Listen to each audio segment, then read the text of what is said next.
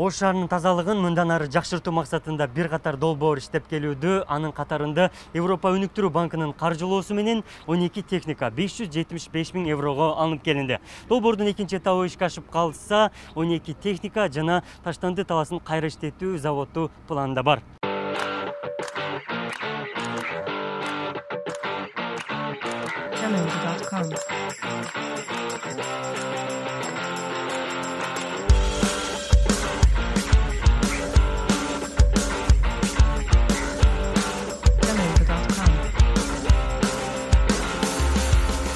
Бул атайын автоунаалардын ар бири 46 000 еврого бааланган. Эски унадан айырмаланып айдоочу гана таштандыны техника аркылуу жүктөп кете алат. Машина жаңы үлгүдө болгондуктан бардык аппараттары камтылып, атайын камера орнотулган. Шаардагы катуу таштандыны тез, таза чыгаруу жана эскилиги жеткен унааларды алмаштыруу үчүн Европа өнүктүрүү жана реконструкциялоо банкы менен келишим түзүлгөн. Долбоор гранттык жана кредиттик негизде ишке ашат. Жалпы суммасы 10 миллион еврону түзөт.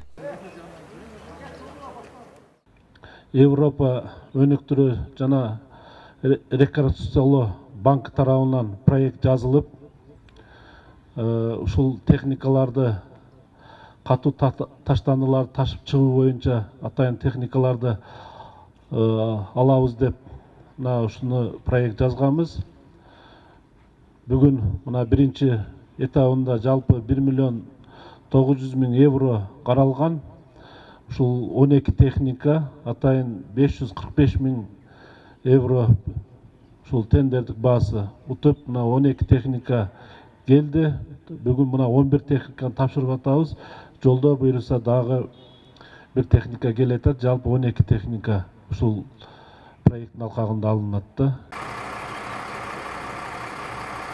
Салморбек Түшөбаев 7 жылдан бери тазалык ишканасында айдоочу болуп эмгектенип келүүдө. Бүгүн жаңы автоунаалуу болгонунан улам кубанычында чек жок. Таңерте жумуш башталгандыктан эски унаалар жүрбөй, жолдо бузулуп калып кеткен учуру көп катталган. Эски техникаларда жүргөнбүз ошолокко чейин. Эми мына жаңы техникалар келип жакшы болду. Ишибиз жеңил болду. Жеңилдейт эми ишибиз. Аябай ишибиз оор болчу, күнү-түн иштейбиз. Кечеги мына өзгөчө кырдаал малында дагы иштеп аттык. Биздин ишибизде мындай кыйынчылыктар, эски техникалар көп болчу да. Мына эми жакшы болду, жаңы техникалар келди. Ишибиз жеңилдеп калды деп ойлойм да. Техниканын тилин түшүнгөн айдоочу унаны жеке менчигинен дагы жакшы кароону көздөйт. Жаңы техниканын артыкчылыктары түмөн түйшүгүн дагы жеңилдетти. 7-де баштайбыз ишибиз. Кечки 5-6 ушундай убактарда ишибизди бүтүрүп, өзүбүздүн бөлүнгөн участкаларыбыз бар. Ошолорду тазалап 5-6 ишибиз бүтөт. Ошол мына жаңы машинелер болуп, кыйынчылык деле болбойт эми.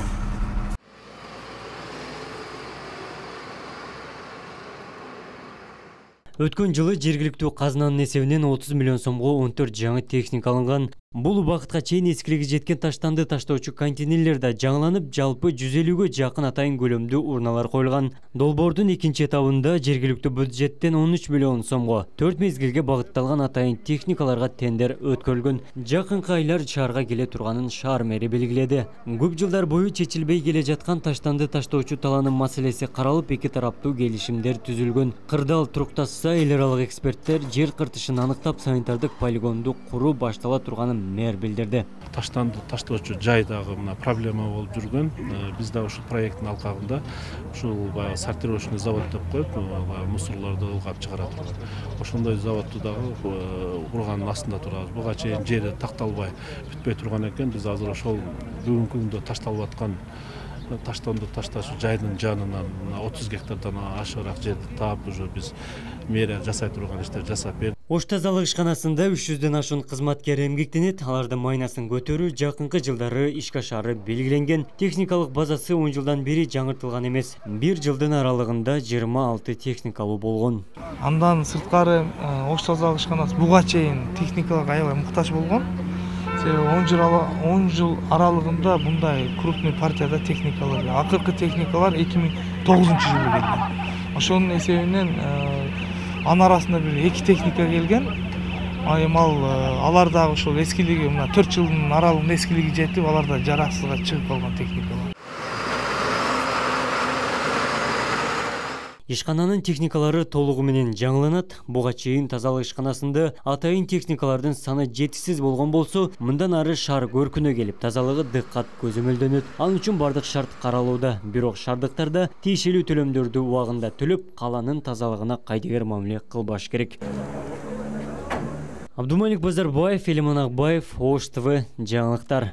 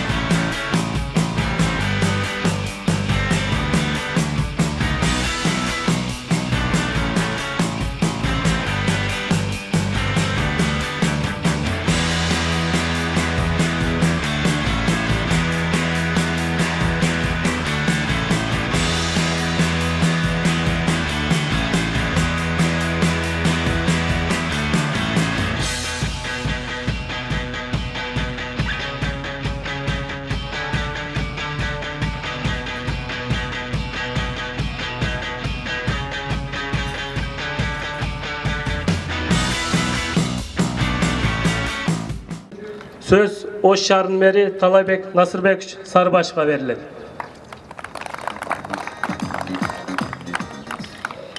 Саламатсыздарбы, урматтуу бүгүнкү салтанаттын катышуучулары. Бүгүн биздин Ош шаарыбызда дагы бир өзгөчө күн болуп турат. Себеби биз буга чейин дагы былтыркы жылы 2019 жылы жергиликтүү бюджеттин эсебинен атайын 30 миллион сом акча бөлүп, ушул тазалык муниципалдык ишканасынын техникалык базасын жакшыртайлы деген ой менен мына шаардык кеңештен атайын акча бөлдүрүп, былтыр 14 техника алып бергенбиз. Быйыл дагы быйылкы жылдын бюджеттин эсебинен дагы 13 миллион сом карап, ушул көчөлөрдү жууй турган атайын адистештирилген техниканы алып берели деп, бул дагы жакын арада буюрса келип калат. Ал эми биз көптөн бери ушул күткөн Атайын ушундай жасаттырдык. Себеби бул Кыргызстанда дейли биринчи жолу ушундай техника келип турат. Бар жок камера, кондиционер, бул күртүү жада калса, бул жерден бассак айнектер ачылат. Андан сырткары газ курсак айнектер жабылат. Bunu баардыгын спецификацияны жазып атканда мен билем. Вайптерге тапшырайын. Аудитория болсун, а? Ана, болду, печатка койгон кырашты. Канча жыл иштедиңиз сен? 1 жыл, а?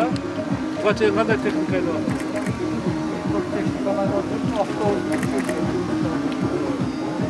Эми мындай машина минген белеңиз? Билесиз бар, да? Өзүңүздүн жеке менчик машинада пайдаланыңыздар. Тургу, жакшы кара убагында майын алмаштырып, мына майдын дагы эски арзан майды алып келип куйдуртпай, үстөбүндө кандай жазылса, ошондой майды куйдуртуп, ошондо көп, мотору көп жүрүштүр.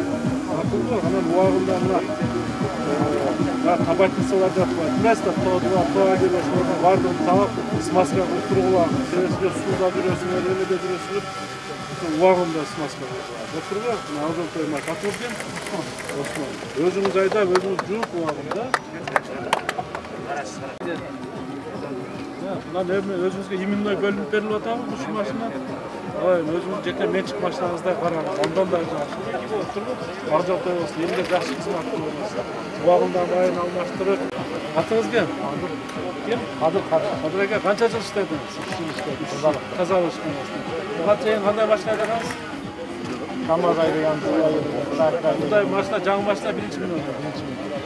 Билесиздер, окуган стаж бар экен, убагында майын алмаштырыңар. Дагы аз-маз кымбатыраак, таза, көпкө чейин жете турган майларды куйгула моторго. Убагында алмаштырыңар. Тодубаны убагында жууп, тазалап, алжыртой болсун. Анан көчөдө мусор алганда дагы токтоп туруп машинаны. Таш кырган толук мусор жүктөмөйчү айдабай туруп. Так мен көріп атам, машинаны айдап кете берет екенсіңер, бел мусор жүктөгөндөр алып ыргытып мусор чала калып калат. Көрдүңбү? Ошо токтоп, таза шыпыры, анан айдап чыккан. Эми жаңы техника, бардык условиясы бар. Жакшы мында карап. Сен кандай машина айдайсың? Жалпы стаж канча болду? То-1 деген не?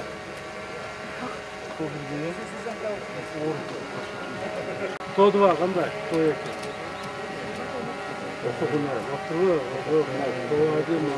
Ходовой частарды караш керек барды. Макулбу? Дөнлө машина айдашты үйрөндү. Барды кандай кылышты да үйрөнгүлө. Боттун китебин ачып окусаң бар, то-1 эмне, то-2 эмне бардын билесиң. Бул деген ошо машинанын адам деле дары ичет, туурабы? Ооруса колуна май сыйпайт, туурабы? Суу кийген жерлерине. Bunun canı mayda.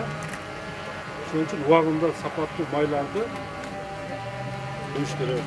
Баадын тодуаны кылыш керек болуп смазка туруш керек. Атын газоттой машина жакшы машина. Чоң рахмат, Алла разы болсун. Спец кийимдер. Спец формалар. Кудай буюрса эми бун менен бир көмөк көрсөтүп токтотулбайт. Кудай кааласа. Мындан да сырткары азыр мына кечээнде угуд менен сүйлөштүк. Каржы акемен сүйлөшүп, аларга да тиктей турган болдук. Кудай кааласа аларга да беребиз. Чоң рахмат болсун.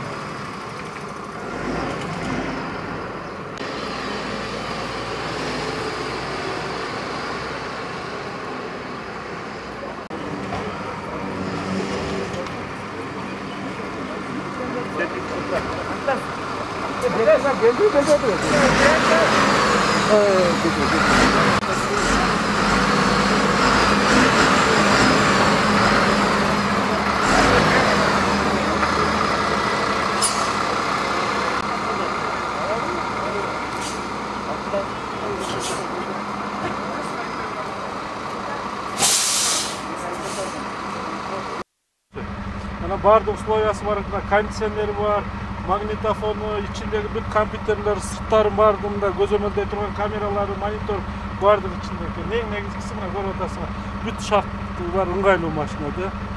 Жакшы, Кудайга шүгүр, жакшы машиналар экен. Эми кийинки келе турган машиналар дагы ушундай жакшы машиналар келет десе. Водитель, анан бир 3 адам же болсо 2 адам жанында жүргөн лопатаны көтөрүп алып, жүктөп, убакыттар кеткенде мына эми ыңгайлуу шарт болуп калды. Водитель өзү эле барган жерден сразу жүктөп, бир адам эле иштей берет да. Эң негизгиси мына басалык маалымат каражаттар турасында эми элибиз туура түшүнүш керек да, баягы ушул мусорну ящикке келип ташташ керек да. Анан көчөгө ыргытып кетип калса, дагы баягы кайра көйгөй башталат да. Көбү ящикке чейин келип, мусорларды ыргытып коюп кетип калып атпайбы пакеттерди. Ушуну мына сиздер да жардам берип жеткизсеңиздер, ушу ящиктин ичине сала турган болсо, бизге убагында ушу толор менен сразу алып чыгып тазалап кетет да. Анан көчөгө ыргытып кое турган болсо, анда сөзсүз дагы 1-2 адамды жумушка алыш керек да. Таза шыпырып тазаланып. Мына толук шарттар түзүлгөндө элибиз гана эми ушуну туура пайдаланыш керек да. Убагында. Бирок ушуну жеткизип коюш. Атайын жүктөөчүлөргө да мындай кетет таштанып алып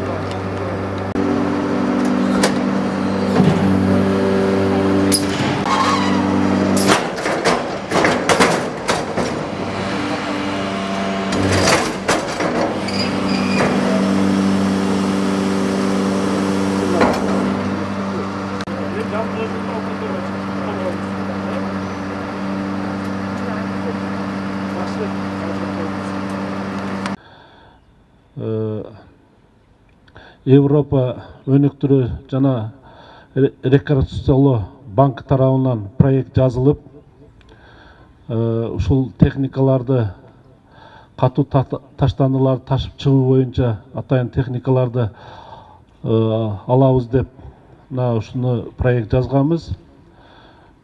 Бүгүн мына биринчи этабында жалпы 1.900.000 евро каралган. Ушул 12 техника атайын 545.000 евро ушул тендердик баасы утуп мына 12 техника келди. Бүгүн мына 11 техниканы тапшырып атабыз.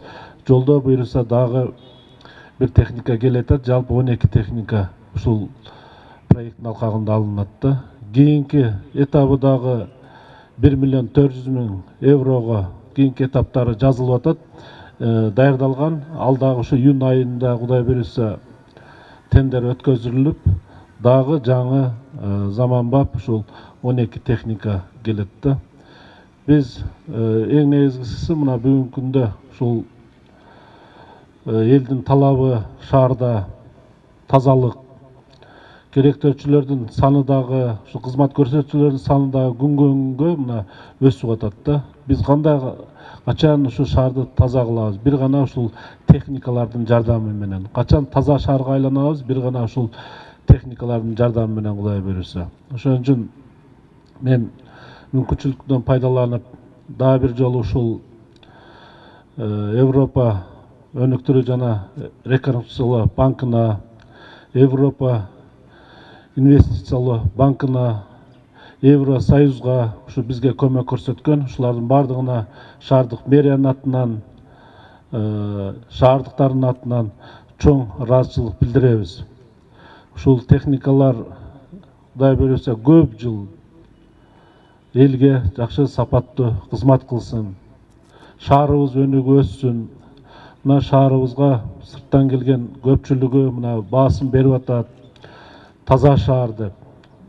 Мындан ары дагы бардыгыбыз ушул мына тазалык ишканасынын жамааты Нурбек мырза баш болгон орун басарлар турасыздар, мына айдоочулар турасыздар. Ушул ишеничти актап, элибиздин ишеничин актап, мен ойлойм, сиздерге ишенем.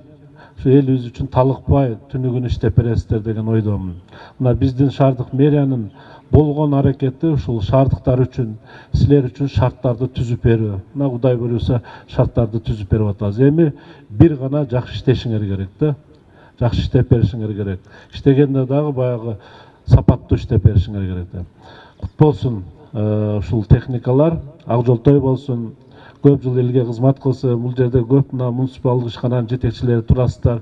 Мына сиздер үчүн дагы болгон аракеттерди жасап, силерге дагы мына канча деген техникаларды алып берип атабыз. Ушул техникаларды мына дайыма көзөмөлдөп, ТО2, ТО1 деп коет. Ушул көзөмөлдөө механиктер бар болсоңор керек, Ушул майлардын убагында карап, анан адамды деле карабай койсо тез эле ооруп калат. Ошон үчүн техника деген убагында сапаттуу майларды алмаштырып, убагында баягы смазкаларды жасап турсаңар көпкө чейин ушу элге кызмат кылат да. Айрыкча мына айдоочулар, ушулар силер техниканы күндө жууп, тазалап, убагында майлап туруңуздар. Мен сураныч сиздерден талап дагы. Макулбу? Ошон үчүн кут болсун, шаарыбыз өнүгүп өссүн.